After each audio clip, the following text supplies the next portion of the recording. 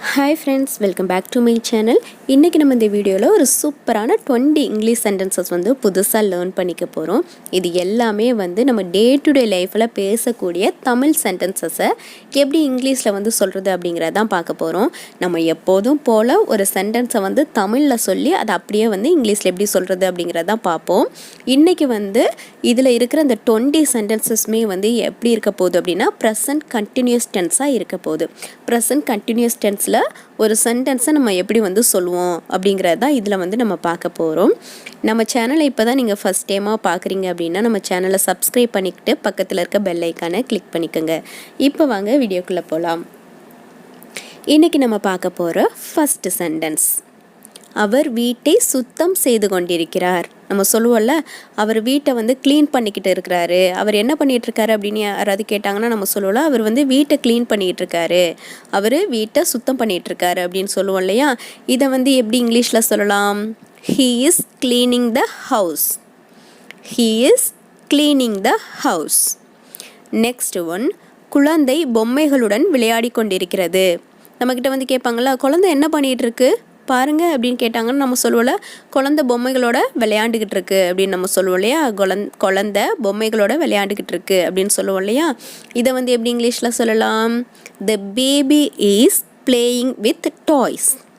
The baby is playing with toys அப்படின்னா குழந்தை பொம்மைகளோட விளையாடிக்கிட்டு இருக்கு அப்படின்னு அர்த்தம். நெக்ஸ்ட் ஒன், இந்த ஊரடங்கு நாட்களில் நான் புதிய விஷயங்களை கற்றுக்கொண்டிருக்கிறேன். நம்ம சொல்லுவோம்ல, இந்த லாக்டவுன் பீரியடில் வந்து நான் நிறைய விஷயங்களை வந்து புதுசாக கற்றுக்கிட்டு இருக்கேன், நான் சும்மா இல்லை, இந்த மாதிரி புதுசாக லேர்ன் பண்ணிக்கிட்டு இருக்கேன், அந்த மாதிரியெல்லாம் சொல்லுவாங்க இல்லையா. இதை வந்து எப்படி இங்கிலீஷில் சொல்லலாம்? I am learning new things in this curfew day. I am learning new things in this curfew days அப்படின்னா இந்த ஊரடங்கு நாட்களில் நான் புதிய விஷயங்களை கற்றுக்கொண்டிருக்கிறேன் அப்படின்னு அர்த்தம். நெக்ஸ்ட் ஒன், அவர் நியூஸ் பேப்பர் படித்து கொண்டிருக்கிறார். அவர் என்ன பண்ணிகிட்ருக்காரு அப்படின்னு கேட்டாங்கன்னா அவர் நியூஸ் பேப்பர் படிச்சிட்ருக்காங்க அப்படின்னு நம்ம சொல்லுவோம்ல. அவர் நியூஸ் பேப்பர் படிச்சிட்ருக்காரு அப்படின்னு நம்ம சொல்லுவோம்ல. இதை வந்து எப்படி இங்கிலீஷில் சொல்லலாம்? He is reading the news paper. He is reading the news paper அப்படின்னா அவர் நியூஸ் பேப்பர் படிச்சுக்கிட்டு இருக்காரு அப்படின்னு அர்த்தம். நெக்ஸ்ட் ஒன், என் தாத்தா இப்போல்லாம் நாய்களுக்கு உணவளிக்கிறார். நம்ம சொல்லுவோம்ல, முன்னாடியெல்லாம் என் தாத்தா வந்து நாயை பார்த்தாவே பயப்படுவார், ஆனால் இப்போல்லாம் அவர் பரவாயில்ல, நாய்க்கெல்லாம் சாப்பாடு கொடுத்துட்ருக்காரு அப்படின்னு சொல்லுவோம் இல்லையா. என் தாத்தா இப்பொழுதெல்லாம் நாய்களுக்கு உணவளிக்கிறார். இதை வந்து எப்படி இங்கிலீஷில் சொல்லலாம்? My grandpa is feeding the dogs nowadays. My grandpa is feeding the dogs nowadays அப்படின்னா என் தாத்தா இப்பெல்லாம் நாய்களுக்கு உணவளிக்கிறார் அப்படின்னு அர்த்தம். நெக்ஸ்ட் ஒன், நான் மெல்லிசை பாடல்களை கேட்டுக்கொண்டிருக்கிறேன். நிறைய பேருக்கு வந்து இந்த தூங்கும்போது வந்து மெலோடிஸ்லாம் கேட்குறது வந்து ரொம்ப பிடிக்கும் இல்லையா. இப்போ தூங்கும்போது யாராவது வந்து கேட்பாங்கல்ல, காதில் இயர்ஃபோன் மாட்டிட்டு நம்ம படுத்துருப்போம், பாட்டு கேட்டுட்டு அப்போ வந்து கேட்பாங்கள்ல, என்ன பண்ணிகிட்டு இருக்கு அப்படின்னு கேட்கும்போது நான் மெலோடிஸ் பாட்டெல்லாம் கேட்டுக்கிட்டு இருக்கேன் அப்படின்னு நம்ம சொல்லுவோம் இல்லையா. நான் மெல்லிசை பாடல்களை கேட்டுக்கொண்டிருக்கிறேன். இந்த சென்டென்சஸை எப்படி இங்கிலீஷில் சொல்லலாம்? I am listening to melodious song. I am listening to melodious songs அப்படின்னா நான் மெல்லிசை பாடல்களை கேட்டுக்கொண்டிருக்கிறேன் அப்படின்னு அர்த்தம். நெக்ஸ்ட் ஒன், அவர்கள் அந்த மைதானத்தில் கிரிக்கெட் விளையாடி கொண்டிருக்கிறார்கள். நம்ம சொல்லுவோம்ல, குழந்தைங்களாம் எங்கே போனாங்க, ஆளையே காணமே அப்படின்னு கேட்டாங்கன்னா நம்ம சொல்லுவோம்ல, அவங்கெல்லாம் அந்த கிரவுண்டில் போயிட்டு கிரிக்கெட் விளையாட போயிட்டாங்க, கிரிக்கெட் விளையாண்டுக்கிட்டு இருக்காங்க அப்படின்னு சொல்லுவோம். அவங்கெல்லாம் அந்த கிரவுண்டில் கிரிக்கெட் விளையாடிட்டு இருக்காங்க அப்படின்னு நம்ம சொல்லுவோம் இல்லையா. இதை வந்து எப்படி இங்கிலீஷில் சொல்லலாம்? They are playing cricket on that ground. They are playing cricket on that ground அப்படின்னா அவங்க அந்த மைதானத்தில் கிரிக்கெட் விளையாடி கொண்டிருக்கிறார்கள். மைதானம், பிளே கிரவுண்டு இதெல்லாம் ஒன்று தான். நெக்ஸ்ட் ஒன், என் தந்தை செடிகளுக்கு தண்ணீர் ஊற்றி கொண்டிருக்கிறார். இப்போ நம்ம வந்து சொல்லுவோம்ல, உங்கள் அப்பா என்ன பண்ணிகிட்ருக்காரு அப்படின்னு கேட்டாங்கன்னா நம்ம சொல்லுவோம்ல, எங்கள் அப்பா வந்து செடிகளுக்கெல்லாம் தண்ணி ஊற்றிட்டுருக்காரு அப்படின்னு சொல்லுவோம் இல்லையா. இதை வந்து எப்படி இங்கிலீஷில் சொல்லலாம்? My father is watering the plants. My father is watering the plants அப்படின்னா என் அப்பா செடிகளுக்கெல்லாம் தண்ணி ஊற்றிக்கிட்டு இருக்காரு அப்படின்னு அர்த்தம். நெக்ஸ்ட் ஒன், அவர்கள் கிரிக்கெட் பார்த்து கொண்டிருக்கிறார்கள். அவங்களாம் என்ன பண்ணிகிட்டு இருக்காங்க, டிவியில் ஏதோ ரொம்ப இன்ட்ரெஸ்ட்டாக பார்த்துட்ருக்காங்களே, என்ன பார்த்துக்கிட்டு இருக்காங்க அப்படின்னு நம்ம கேட்போம்ல. அப்போ சொல்லுவாங்கள்ல, அவங்களாம் கிரிக்கெட் பார்த்துட்ருக்காங்க அப்படின்னு சொல்லுவோம் இல்லையா. இதை வந்து எப்படி இங்கிலீஷில் சொல்லலாம், தே ஆர் வாட்சிங் கிரிக்கெட். தே ஆர் வாட்சிங் கிரிக்கெட் அப்படின்னா அவங்க டிவியில் கிரிக்கெட் பார்த்துட்ருக்காங்க அப்படின்னு அர்த்தம். நெக்ஸ்ட் ஒன், நான் இப்போது குழந்தைகளுடன் விளையாடி கொண்டிருக்கிறேன். நம்ம சொல்லுவோம்ல, என்ன பண்ணிகிட்ருக்கீங்க அப்படின்னு கேட்டால், நான் இப்போ குழந்தைங்களோட விளையாடிட்டுருக்கேன் அப்படின்னு சொல்லுவோம் இல்லையா. இதை வந்து எப்படி இங்கிலீஷில் சொல்லலாம், I am playing with my kids now. I am playing with my kids now அப்படின்னா நான் இப்போது வந்து என் குழந்தைகளோட விளையாடி கொண்டிருக்கிறேன் அப்படின்னு அர்த்தம். நெக்ஸ்ட் ஒன், நீங்கள் இப்போது சமைத்து கொண்டிருக்கிறீர்களா. நம்ம கேட்போம்ல, நீங்கள் இப்போ என்ன பண்ணிகிட்ருக்கீங்க, சமைச்சிட்ருக்கீங்களா அப்படின்னு கொஸ்டினாக நம்ம கேட்போம்ல. இதை வந்து எப்படி இங்கிலீஷில் கேட்கலாம், are you cooking now. Are you cooking now அப்படின்னா நீங்கள் சமைச்சிட்ருக்கீங்களா அப்படின்னு அர்த்தம். நெக்ஸ்ட் ஒன், குழந்தை தூங்கி கொண்டிருக்கிறதா. கேட்போம்ல, குழந்தை என்ன சத்தமே காணோம், குழந்தை என்ன பண்ணுது, தூங்கிட்டு இருக்குதா அப்படின்னு நம்ம கேட்போம் இல்லையா. குழந்தை தூங்கிட்டு இருக்குதா, எந்த சவுண்டுமே கேட்கலையே அப்படின்னு கேட்போம் இல்லையா. இதை வந்து எப்படி இங்கிலீஷில் கேட்குறது, இஸ் த பேபி ஸ்லீப்பிங்.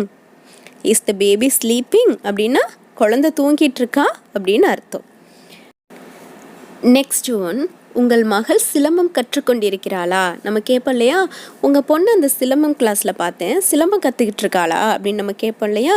இதை வந்து எப்படி இங்கிலீஷில் கேட்கலாம், is your daughter learning silambam. Is your daughter learning silambam அப்படின்னா உங்கள் பொண்ணு சிலம்பம் கற்றுக்கிட்டு இருக்காளா அப்படின்னு அர்த்தம். நெக்ஸ்ட் ஒன், தற்போது அவர்கள் என்ன செய்து கொண்டிருக்கிறார்கள். நம்ம கேட்போம்ல, இப்போ அவங்கெல்லாம் என்ன பண்ணிகிட்ருக்காங்க அப்படின்னு கேட்போம் இல்லையா. இதை வந்து எப்படி இங்கிலீஷில் கேட்கலாம், what are they doing now. What are they doing now அப்படின்னா இப்போ அவங்க என்ன பண்ணிக்கிட்டு இருக்காங்க அப்படின்னு அர்த்தம். நெக்ஸ்ட் ஒன், அவர்கள் ஹோம்ஒர்க் எழுதி கொண்டிருக்கிறார்களா. நம்ம கேட்போம் இல்லையா, குழந்தைங்கள்லாம் என்ன பண்ணிகிட்ருக்காங்க, ஹோம்ஒர்க் எழுதிட்டுருக்காங்களா, அவங்க ஹோம்ஒர்க் எழுதிக்கிட்டு இருக்காங்களா, நிறைய இருந்ததை எழுதிட்டுருக்காங்களா, அந்த மாதிரியெல்லாம் கேட்போம் இல்லையா. அவர்கள் ஹோம்ஒர்க் எழுதி கொண்டிருக்கிறார்களா. இதை வந்து எப்படி இங்கிலீஷில் கேட்கலாம், ஆர் தே ரைட்டிங் ஹோம்ஒர்க். ஆர் தே ரைட்டிங் ஹோம்ஒர்க் அப்படின்னு கேட்கணும். நெக்ஸ்ட் ஒன், அவன் இன்னும் தூங்கி கொண்டிருக்கிறானா. நம்ம கேட்போம், மணி 8 ஆச்சு, அவன் இன்னுமா தூங்கிட்டு இருக்கான், அவன் இன்னும் தூங்கிட்டு இருக்கானா அப்படின்னு நம்ம கேட்போம் இல்லையா. இதை வந்து எப்படி இங்கிலீஷில் கேட்கலாம், is he still sleeping. Is he still sleeping அப்படின்னா அவன் இன்னும் தூங்கிட்டு இருக்கானா அப்படின்னு அர்த்தம். நெக்ஸ்ட் ஒன், நான் உங்களை தொந்தரவு செஞ்சிட்ருக்கேனா. நம்ம கேட்போம் இல்லையா, நம்ம ஏதாவது அடிக்கடி போயிட்டு யார்ட்டையாவது டவுட் கேட்டுக்கிட்டே இருந்தோம், ஏதாவது ஒன்று டவுட்டு கேட்டுக்கிட்டே இருக்கிறோம், இல்லைன்னா ஏதாவது ஒன்று பேசிகிட்டே இருக்கோம்னா நம்ம வந்து கேட்போம்ல, நான் உங்களை ரொம்ப தொந்தரவு பண்ணிகிட்டே இருக்கணும் அப்படின்ற மாதிரி நம்ம கேட்போம் இல்லையா. இதை வந்து எப்படி இங்கிலீஷில் கேட்கலாம், ஆம் ஐ டிஸ்டர்பிங் யூ. ஆம் ஐ டிஸ்டர்பிங் யூ அப்படின்னா நான் உங்களை தொந்தரவு பண்ணிகிட்ருக்கேனா அப்படின்னு அர்த்தம். நெக்ஸ்ட் ஒன், உங்கள் மகன் என்ன செய்து கொண்டிருக்கிறான். நம்ம கேட்போம்ல, யாராவது இப்போ வந்து நம்ம ஃப்ரெண்டையே ரொம்ப நாள் கழித்து பார்க்குறோன்னு வச்சுக்கோங்களேன், அவங்கள்ட்ட கேட்போம்ல, உங்கள் பையன் இப்போ என்ன பண்ணிகிட்ருக்கான், லாஸ்ட் இயர் காலேஜ் முடித்தானே, இப்போ என்ன பண்ணிகிட்ருக்கான் அப்படின்ற மாதிரி கேட்போம்ல. உங்கள் பையன் இப்போ என்ன பண்ணிகிட்ருக்கான் அந்த மாதிரி கேட்போம் இல்லையா. இதை வந்து எப்படி இங்கிலீஷில் கேட்கலாம், what is your son doing. What is your son doing அப்படின்னா உங்கள் பையன் என்ன பண்ணிகிட்ருக்கான் அப்படின்னு அர்த்தம். நெக்ஸ்ட் ஒன், உங்கள் அத்தை யோகா சொல்லி கொடுத்து இருக்கிறார்களா. நம்ம கேட்போம் இல்லையா, உங்கள் அத்தை முன்னாடி யோகா சொல்லி கொடுத்துட்டு இருந்தாங்களே, இப்போவும் சொல்லி கொடுத்துட்ருக்காங்களா அந்த மாதிரி கேட்போம்ல. உங்கள் அத்தை யோகா சொல்லி கொடுத்துட்ருக்காங்களா அப்படின்னு நம்ம கேட்போம் இல்லையா. இதை வந்து எப்படி இங்கிலீஷில் கேட்கலாம், is your anti teaching yoga. Is your anti teaching yoga அப்படின்னா உங்கள் அத்தை யோகா சொல்லி கொடுத்து கொண்டிருக்கிறாரா ஆர் கற்பிக்கிறாரா அப்படின்ற மாதிரி அர்த்தம் தரும். நெக்ஸ்ட் ஒன், அவள் உன்னுடன் சண்டை போட்டு கொண்டிருக்கிறாளா. நம்ம கேட்போம்ல, அவள் என்ன பண்ணுறா, அவங்ககிட்ட சண்டை போட்டுட்ருக்காளா, சவுண்டாக கேட்குதே அப்படின்ற மாதிரி நம்ம கேட்போம் இல்லையா. அவள் அவங்ககிட்ட சண்டை போட்டுட்ருக்காளா. இதை வந்து எப்படி இங்கிலீஷில் கேட்கலாம், is she quarreling with you. Is she quarreling with you அப்படின்னா அவள் உங்ககிட்ட சண்டை போட்டுக்கிட்டு இருக்காளா அப்படின்னு அர்த்தம். ஓகே ஃப்ரெண்ட்ஸ், இன்றைக்கான 20 சென்டென்சஸ் என்னென்ன அப்படிங்கிறத பார்த்தாச்சு. இது எல்லாமே ப்ரெசன்ட் கண்டினியூஸ் டென்ஸில் வந்து நம்ம சொல்லியிருக்கோம். இது எல்லாத்தையுமே தமிழில் சொல்லி அதை எப்படி இங்கிலீஷில் சொல்கிறது அப்படிங்கிறத நம்ம வந்து இங்கே பார்த்துருக்கோம். இது எல்லாத்தையுமே நீங்கள் ப்ராக்டிஸ் பண்ணி பாருங்கள். இங்கிலீஷ்க்கு வந்து ரொம்ப ரொம்ப முக்கியம் வந்து ப்ராக்டிஸ் பண்ணுறது தாங்க. கண்டிப்பாக ப்ராக்டிஸ் பண்ணி பாருங்கள். இது எல்லாமே நம்ம டே டு டே லைஃப்பில் நம்ம யூஸ் பண்ணக்கூடிய வார்த்தைகளை தான் வந்து நம்ம வந்து இங்கே சென்டென்ஸாக சொல்லியிருக்கோம். இதை வந்து தமிழில் நீங்கள் சொல்கிறதுக்கு பதிலாக இந்த மாதிரி இங்கிலீஷில் சொல்லி ப்ராக்டிஸ் பண்ணி பார்த்தீங்க அப்படின்னா கண்டிப்பாக உங்களுக்கும் ஃப்ளூயன்சி கிடைக்கும். இப்போ நம்மளோட ஹோம்ஒர்க்குக்கான டைம். இங்கே வந்து நான் ஒரு 5 தமிழ் சென்டென்சஸ் கொடுக்குறேன். அதை அப்படியே நீங்கள் வந்து இங்கிலீஷில் கன்வெர்ட் பண்ணி கமெண்ட் பாக்ஸில் பிங்க் பண்ணுங்கள். இன்றைக்கி நம்ம பார்க்க போகிற ஃபஸ்ட்டு சென்டென்ஸ். நீங்கள் என்ன செய்து கொண்டிருக்கிறீர்கள்? செகண்ட் ஒன், உங்கள் அண்ணன் டான்ஸ் கற்பிக்கிறாரா? தேர்ட் ஒன், நான் இப்போது சமைத்து கொண்டிருக்கிறேன். ஃபோர்த் ஒன், நான் என் ஆஃபீஸை சுத்தம் செய்து கொண்டிருக்கிறேன். ஃபிஃப்த் ஒன், அவன் படித்து கொண்டிருக்கிறான். இந்த வீடியோ உங்களுக்கு பிடிச்சிருக்குன்னு நம்புகிறேன். யாரெல்லாம் வந்து இங்கிலீஷ் லேர்ன் பண்ணிக்கணும்னு நினைக்கிறீங்களோ அவங்க எல்லாருக்குமே இந்த வீடியோவை ஷேர் பண்ணுங்கள். இது வரைக்கும் நம்ம சேனலை சப்ஸ்கிரைப் பண்ணாமல் பார்த்துட்ருக்கீங்க அப்படின்னா சப்ஸ்கிரைப் பண்ணிவிட்டு பக்கத்தில் இருக்க பெல் ஐக்கானை கிளிக் பண்ணிக்கோங்க. தேங்க்யூ ஃபார் வாட்சிங்.